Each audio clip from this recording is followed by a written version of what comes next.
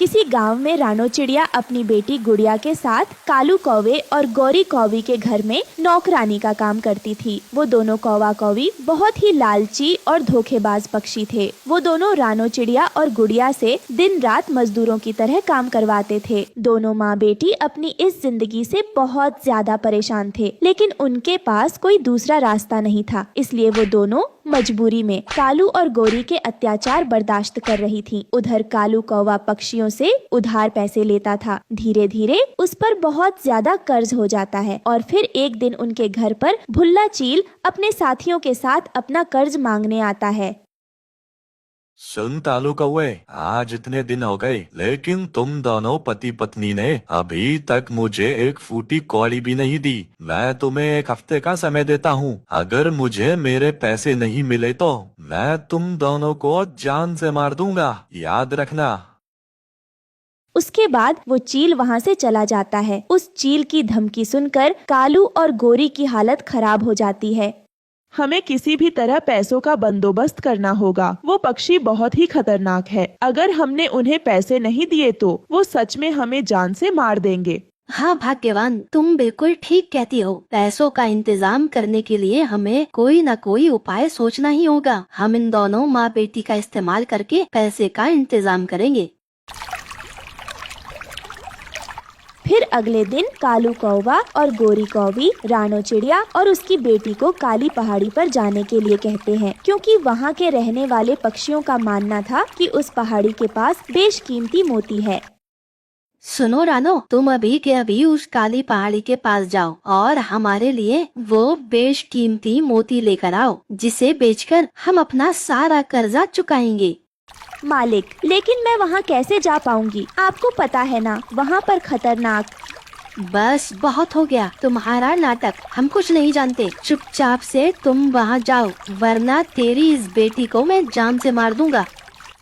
बेचारी रानो चिड़िया के पास कालू कौवे की बात मानने के अलावा और कोई रास्ता नहीं था। वो काली पहाड़ी पर जाने के लिए निकल जाती है। कुछ देर उड़ने के बाद वो पहाड़ी पर पहुंच जाती है, लेकिन उसे वहां पर बेशकीमती मोती नहीं मिलते। वो वापस घर आ जाती है, लेकिन कालू और गौरी उसे डरा धमका कर दोबारा काली पहाड़ी पर भेज देते हैं। लेकिन इस बार रानो चिड़िया का सामना खतरनाक जानवरों से होता है, जिन्हें देखकर वो बुरी तरह डर जाती है।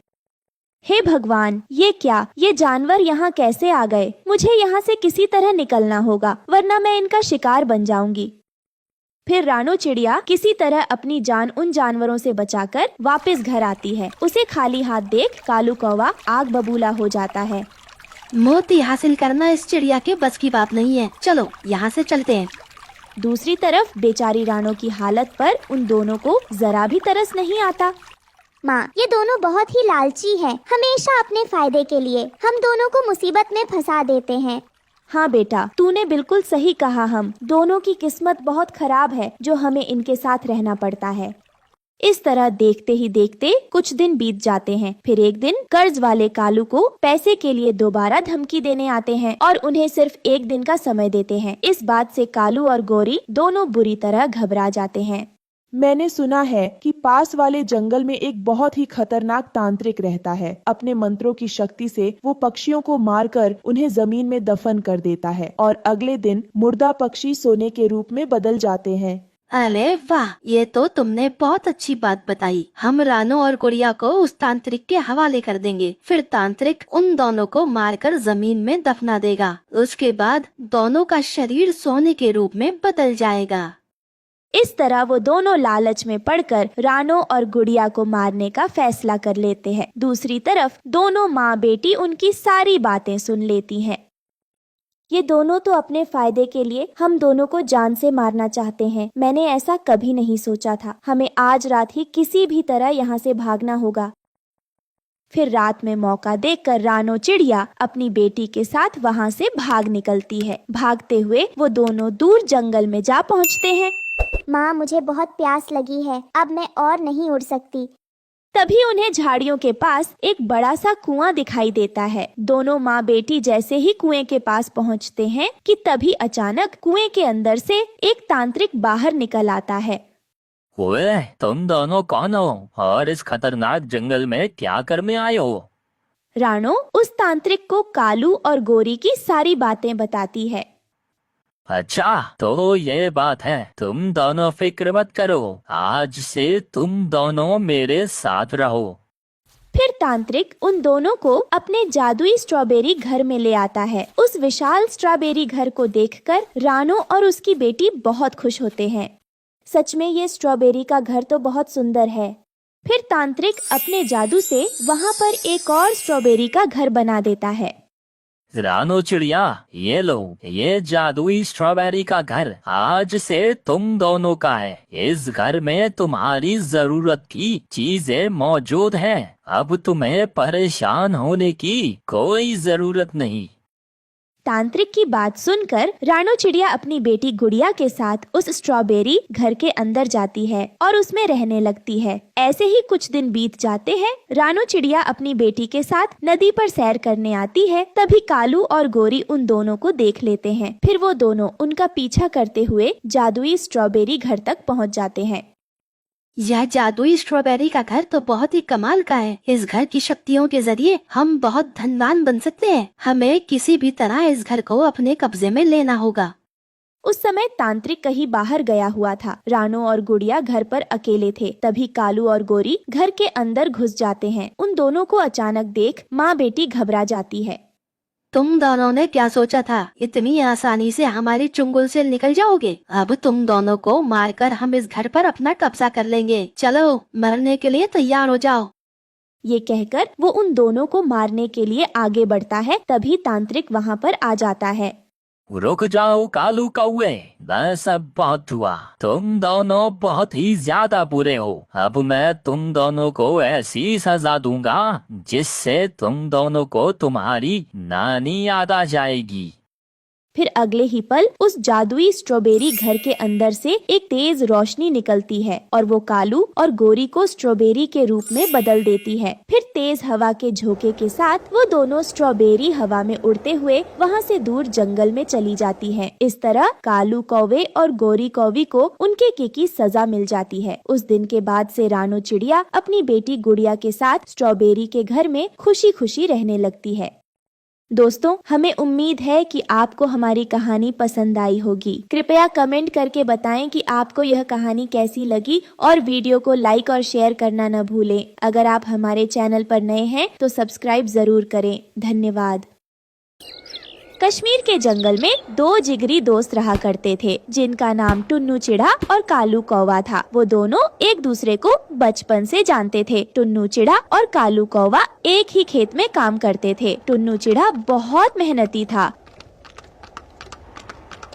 और कालू कौवा कामचोर था। टुन्नू खेतों में काम करता था और कालू कभी दोस्तों के साथ खेलता तो कभी नदी के किनारे बैठा सो जाता। शाम होते ही उसकी नींद खुल जाया करती।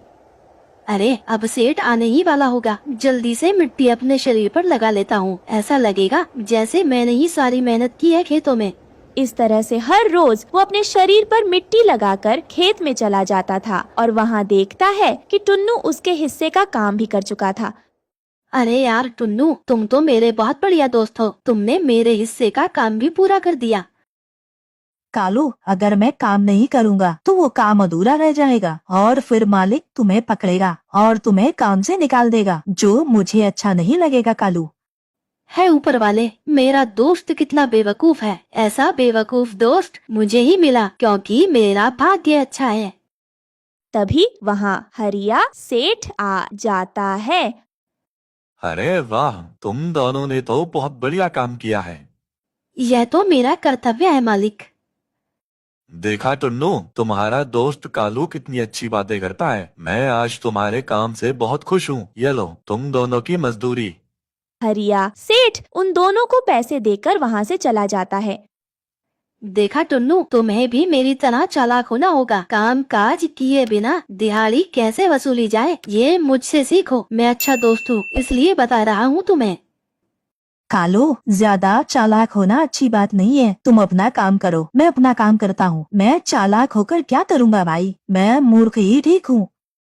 टुन्नू और कालू दोनों शादीशुदा थे। टुन्नू की पत्नी रानो चिड़िया और कालू की पत्नी गोरी कौवी थी। सब काम खत्म करने के बाद टुन्नू अपनी पत्नी रानो के साथ बैठ जाता है।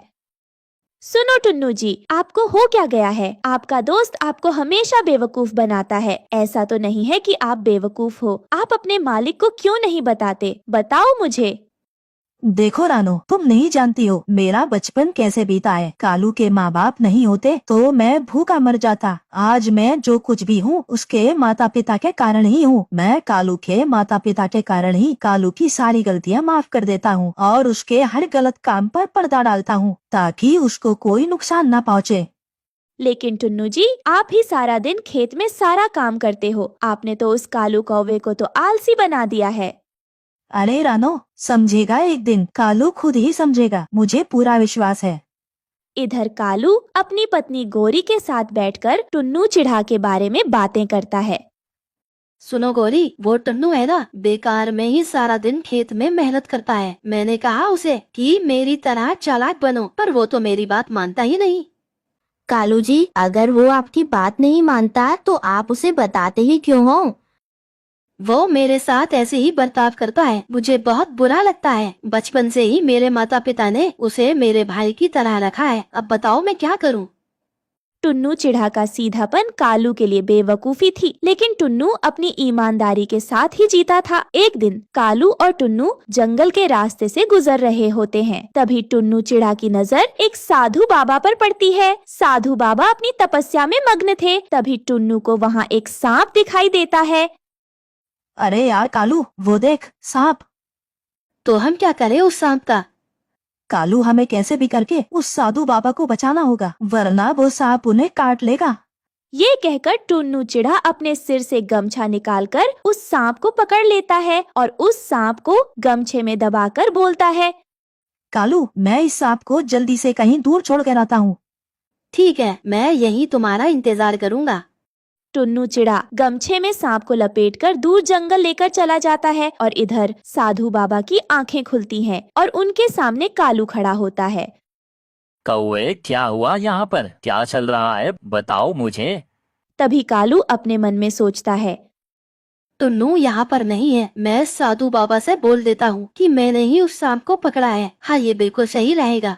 अरे साधु बाबा, आप तपस्या में लीन थे, सांप आपको काटने ही वाला था। मैंने उस सांप को पकड़ा और मेरा जो दोस्त टुन्नू है वो उसे जंगल में छोड़ने गया है। तभी उसका दोस्त टुन्नू चिढ़ा भी वहाँ आ जाता है। यह कौवा बहुत झूठ बोलता है। मैं इसके मन को बाहर से ही पढ़ सकता हूँ। सांप को तो इसके दोस्त ने पकड़ा है, किंतु इसके मन में क्या है बोल नहीं पा रहा है। इसको सबक सिखाना ही पड़ेगा। अरे वाह, तुम तो बड़े हिम्मत वाले हो। तुम दोनों ने मुझे बड़े संकट से बचाया है, इसलिए मैं तुम दोनों को एक एक वरदान दूंगा। और पहला वरदान है, तुम दोनों में से किसी एक को मैं एक पेड़ देना चाहूंगा। उस पेड़ को तुम्हें मिट्टी और जल अर्पण करके बड़े प्यार से बड़ा करना होगा। वो पेड़ तुम्हारी मेहनत का तुम्हें फल देगा। और दूसरा वरदान क्या है बाबा? और दूसरा वरदान है पैसों से बना हुआ घर, जिस घर में सिर्फ पैसा सोना चांदी होगा। बोलो, तुम्हें कौन सा वरदान चाहिए? पैसों से बना घर या पैसे देने वाला पेड़? बोलो बेटा, तुम्हें क्या चाहिए? बाबा, आप मुझे पेड़ दे दीजिए। मैं उसे पानी देकर अपने हाथों से सींचूंगा और जब वो बड़ा होगा तो मैं अपनी मेहनत के फल का आनंद लूंगा। अरे बाबा, मुझे तो पैसों से बना घर ही चाहिए। मेरा दोस्त तो हमेशा बेवकूफ ही रहेगा। बेवकूफ ने पेड़ मांगा है। अब सुनिए बाबा जी, मुझे पैसों से बना घर चाहिए। तथास्तु। साधु बाबा के कहे अनुसार कालू और टुन्नू चिढ़ा अपने अपने घर जाकर खड़े हुए। टुन्नू घर जाकर देखता है कि घर के आंगन में एक सुंदर सा पौधा उगा था। फिर टुन्नू अपनी पत्नी रानो से कहता है, रानो, देखो ये कितना सुंदर पौधा है। हम दोनों मिलकर इस पौधे की देखभाल करेंगे। यह पौधा हमें बहुत सारा पैसा देगा। क्या पैसे का पौधा? हाँ, साधु बाबा ने तो यही कहा है। हम इसकी अच्छे से देखभाल करेंगे। और इधर कालू के घर में कालू और उसकी पत्नी खुशी से नाच रहे होते हैं। उसका पूरा घर पैसों से बना हुआ था। वो घर सोना, चांदी और पैसों से भरा हुआ था। मेरा दोस्त कितना बेवकूफ है ना, उसने पैसों का पेड़ मांगा। उसमें मिट्टी डालो, पानी डालो, तब कभी जाकर न बड़ा होगा। उसके बाद में पैसा देगा और मैंने सीधा पैसों से बना घर ले लिया। सच में कालू जी, तुम्हारा दोस्त कितना बेवकूफ है। चलो आज हम बड़े से ढाबे में खाना खाएंगे, उसके बाद ढेर सारी शॉपिंग करेंगे। हाँ गौरी, आज हम ऐसी ऐसी चीजें खरीदेंगे जिसे देखकर टुन्नू चिड़ा जल बुन जाएगा। कालू अमीरी का दिखावा करना शुरू करता है और बड़े बड़े ढाबे में खाना खाने लगे और अपना जीवन अय्याश में डुबा दिया। और इधर टुन्नू चिड़ा पौधे को बड़ा करने के लिए भरपूर मेहनत करने लगा। एक दिन रानो चिड़िया ने देखा कि पेड़ में बहुत सारे पैसे उगाए हैं। टुन्नू जी देखिए, पेड़ में कितने सारे पैसे उगाए हैं। हम लोग अपने हिसाब से पैसे खर्च करके बाकी पैसे गरीबों में बांट देंगे, जिससे गरीब पक्षी भी अच्छे से जी सके और उनको पैसे देकर बोलेंगे कि वो पक्षी भी अच्छे से खाए। और पैसे अच्छी चीजों में लगाओ, तब तो बहुत अच्छा होगा जी। टुन्नू और रानो अपने बचे हुए पैसे गरीबों को देने लगे, जिससे वो अपना गुजारा कर सके। सभी पक्षी ने उसे बहुत सारा आशीर्वाद दिया। एक दिन कालू और गौरी जैसे ही अपने घर से बाहर घूमने के लिए गए, तभी जंगली कौवे और जंगली चील चोरों ने उनका घर तोड़कर सारा सोना चांदी और सामान लेकर चले गए। और जब कालू और गौरी वापस आते हैं तो देखते हैं उनका सारा पैसा और सामान चोरी हो गया है। ये क्या, मेरा पैसों का घर कहाँ गया? हम तो बर्बाद हो गए। हमें इस तरह से बर्बाद किसने किया? ये क्या हुआ हमारे साथ? ये क्या हुआ हमारे साथ? उनका रोना सुनकर टुन्नू और रानो उनके पास आते हैं और उनकी बातें सुनते हैं। उसके बाद टुन्नू उसको शांत करते हुए बोलता है, भाई कालू, ये सारा सामान कोई काम का नहीं है। यह पैसा आज नहीं तो कल खत्म होना ही था। तुम जिस तरह से पैसा उड़ा रहे थे वो ज्यादा दिन तक नहीं रुक पाता। अब तुम क्या करोगे, यह बताओ, तुमने कुछ सोचा है? मेरे पास अब कुछ नहीं बचा। एक काम करो तुम, मैं तुम्हें कुछ पैसे देता हूँ, उससे तुम अपना घर ठीक कर लेना और कुछ नया व्यापार शुरू कर देना। मेहनत करके खाना ही सबसे बड़ा हथियार है, समझे? मेहनत है तो सब कुछ है। टुन्नू भाई, आप सच में बहुत बुद्धिमान हैं। मेरी आंखें खुल गई हैं। अब मैं तुम्हारे बताए हुए रास्ते पर ही चलूंगा मेरे दोस्त। उस दिन के बाद से कालू टुन्नू की बात सुनकर उसकी बात मानने लगा। उसने टुन्नू के दिए हुए पैसे से एक राशन की दुकान खोली और खुशी खुशी जीवन बिताने लगा। दोस्तों, आपको हमारी आज की कहानी कैसी लगी? हमारी कहानी को लाइक करें, कमेंट करके अपनी राय हमें दें। आपके कमेंट और लाइक हमारे हौसले को बढ़ाते हैं। अगर आप हमारे चैनल पर नए आए हैं तो हमारे चैनल को सब्सक्राइब करना ना भूलें। आपका धन्यवाद।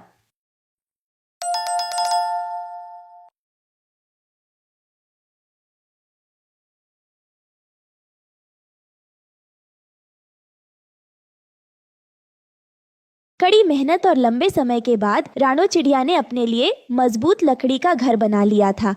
हम अपने पुराने घर में भी तो रह सकते हैं ना माँ? बेटी, अगर हम नया और मजबूत घर नहीं बनाएंगे तो तेज तूफान और बारिश में कहाँ जाएंगे? इसलिए हम पक्षियों को हर साल अपने नए घर बनाने होते हैं। सुनो गुड़िया बेटा, मुझे थोड़ी सी लकड़ियाँ और लेकर आनी है, इसलिए मैं जंगल जा रही हूँ। ये कहकर रानो चिड़िया लकड़ी लेने चली जाती है। वो लकड़ी ढूंढ ही रही थी कि तभी उसकी नजर एक सुंदर सी तितली पर जाती है, जो कि शिकारी के जाल में फंसी हुई थी। मुझे इस तितली की मदद करनी चाहिए।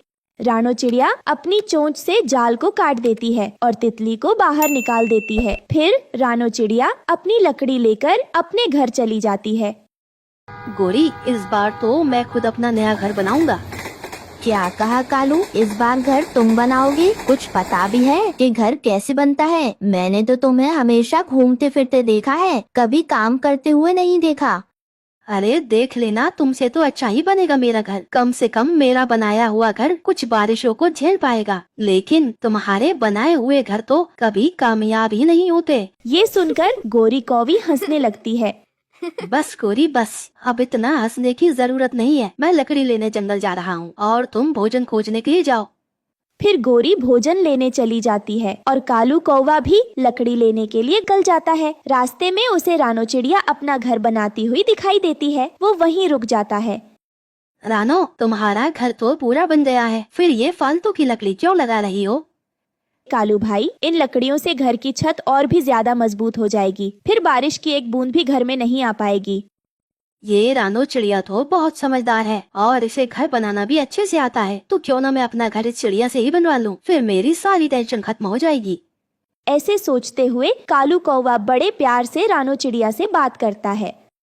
चिड़िया बहन, मुझे तो घर बनाना आता ही नहीं है और वो एक गोरी है, अगर घर बना भी दे तो वो किसी काम का नहीं होता। तो प्लीज चिड़िया बहन, क्या तुम हमारा घर बना दोगी? देखो, मना मत करना। ठीक है कालू भैया, मैं आपका घर बना दूंगी, आप बस मजबूत सी लकड़ियाँ जमा कर लेना। चिड़िया बहन, मैंने लकड़ी इकट्ठी कर दी है और तुम कल से ही मेरा घर बनाने का काम शुरू कर देना। ठीक है कालू भैया, मैं कल आपका घर बना दूंगी। कालू तो बहुत खुश होता है और वहाँ से चला जाता है। रानो चिड़िया भी अपने काम को जल्दी जल्दी करने की सोचती है। कल से मुझे कालू कौवे का घर बनाना है, अपना सारा काम आज ही खत्म कर देती हूँ। ऐसा सोचकर रानो चिड़िया जल्दी जल्दी अपना काम करने लगती है। तभी जल्दी जल्दी करने के चक्कर में वो छत से नीचे गिर जाती है और उसे चोट लग जाती है। शाम को जब कालू कौवा लकड़ी लेकर आया है तो हरिया तोता उससे कहता है, ये कालू घर बनाकर क्या करेगा? हर साल तो ये दोनों बारिश में भीगते हैं और फिर मदद मांगते यहाँ वहाँ फिरते हैं। हरिया तोता, चिंता मत कर, इस बार तो ऐसा मजबूत घर बनेगा मेरा जिसे देखकर तेरी आंखें बाहर निकल आएंगी। क्या सच कह रहे हो कालू? फिर तो मैं तेरा घर देखने जरूर आऊँगा। जा निकल यहाँ से, जब मेरा घर बन जाए तो जब देखने आना। फिर कालू अपनी पत्नी को सारी बात बताता है।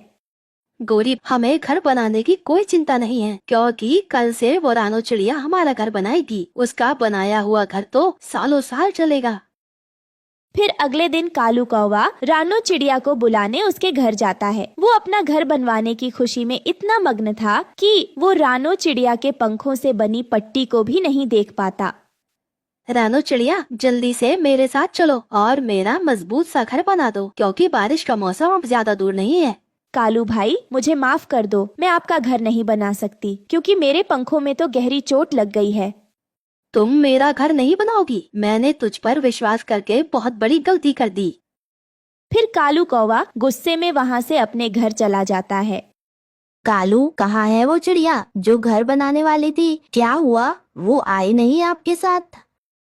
गोरी, उस रानो चिड़िया ने हमारे साथ धोखा किया है और अब घर बनाने से मना कर रही है। वो रानो चिड़िया तो बहुत चालाक निकली, वो हमारा घर कभी नहीं बनाएगी। चलो कालू, अब मैं ही घर बनाती हूँ। फिर गोरी जल्दी जल्दी अपना घर बनाने लगती है और बारिश आने से पहले उनका घर बन जाता है।